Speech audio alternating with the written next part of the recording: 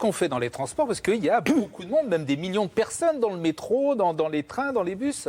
Eh bien donc, à ce stade, au stade 2, c'est de l'information. Il y a de l'information dans les gares, dans les aéroports, sur les quais du métro. Et puis, c'est toute la prévention, les gestes qui sont recommandés par le ministère de la Santé, tousser dans son coude, ne pas serrer les mains, se laver régulièrement les mains. Donc, on en est à un stade. On reste pour l'instant à l'information. On est à un stade d'information, de prévention.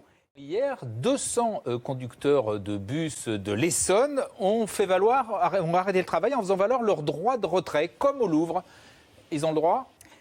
Ce que je pense important, c'est qu'on est à un moment où il peut y avoir de l'inquiétude des salariés. Je crois qu'il faut l'entendre. Et moi, j'ai aussi dit aux entreprises et aux branches professionnelles que j'avais en face de moi qu'il est très important qu'il y ait bien du dialogue social au sein des entreprises pour informer des recommandations des autorités sanitaires, des précautions qui sont prises dans les entreprises. Quand toutes ces précautions sont prises, il n'y a pas lieu d'exercer un droit de retrait. Les salariés doivent être rassurés et c'est vraiment le dialogue. Par exemple, leur confier qui portent des masques, des choses comme ça? C'est pas les recommandations du ministère de la Santé au stade où nous en sommes. Ça n'est pas recommandé par le ministère de la Santé. C'est toujours les mesures qui ont été annoncées. Effectivement, tousser dans son coude, se laver les mains et porter du gel. Le droit de retrait n'est pas opportun. Le droit de retrait à ce stade n'est pas fondé dès lors que les entreprises appliquent bien toutes les précautions qui sont édictées par le ministère de la Santé. Les directions n'ont pas ces oppositions. Par contre, je pense que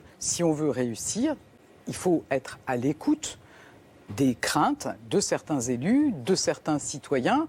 Moi, j'ai entendu certains qui voulaient laisser croire que j'étais contre les énergies renouvelables ou contre l'éolien. C'est vraiment de la caricature. Et puis, c'est vraiment le symptôme d'une écologie qui refuse de voir la réalité en face et qui ne se préoccupe pas de la mise en œuvre concrète. Donc, pour réussir, ça veut dire effectivement entendre les craintes et travailler avec les élus pour bien définir les zones dans lesquelles on peut continuer à développer de l'éolien sans porter atteinte au patrimoine naturel. Arrêter un développement anarchique et mieux avoir un meilleur contrôle avec les élus et les Je pense qu'il faut effectivement remettre de l'ordre, avoir un développement plus ordonné, identifier les zones où on peut développer l'éolien sans porter atteinte à notre patrimoine naturel et culturel.